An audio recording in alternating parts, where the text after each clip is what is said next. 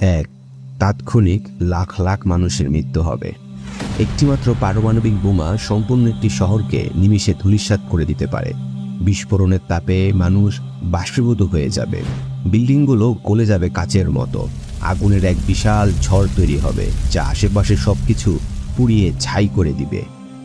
2, nuclear winter বা পারমাণবিক শীত শুরু হয়ে যাবে। পারমাণবিক বিস্ফোরণের ধোঁয়া ও ছাই বায়ুমণ্ডলে ছড়িয়ে পড়লে সূর্যের আলো পৃথিবীতে পৌঁছাতে পারবে না।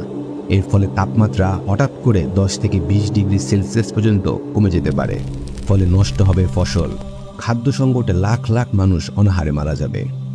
3, বিকলাঙ্গ প্রজন্ম তৈরি হবে। পারমাণবিক বিকিরণ জিনগত পরিবর্তন ঘটাতে পারে, যার ফলে জন্ম নেবে বিকলাঙ্গ শিশু। ক্যান্সার, লিউকেমিয়া ও অন্যান্য মরণব্যাধি রোগ ছড়িয়ে পড়বে প্রজন্মের পর প্রজন্ম।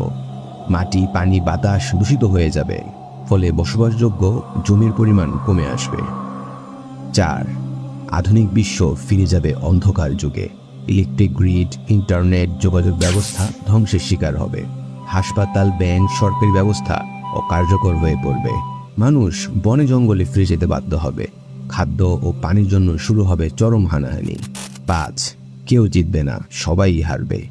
পারমাণবিক যুদ্ধে জেতার মতো কেউ থাকবে না। বিজয়ী ও পরাজিত সবাই ক্ষতিগ্রস্ত হবে। আলবার্ট আইনস্টাইন একবার বলেছিলেন, আমি জানি না তৃতীয় বিশ্বযুদ্ধে কি অস্ত্র ব্যবহার করা হবে, কিন্তু চতুর্থ বিশ্বযুদ্ধে লাঠি ও পাথর দিয়েই লড়াই করা লাগবে। আল্লাহ তাআলা এমন ধ্বংসাত্মক ইতিহাসের সাক্ষী হওয়া থেকে আমাদের হেফাজত করুন। আমিন।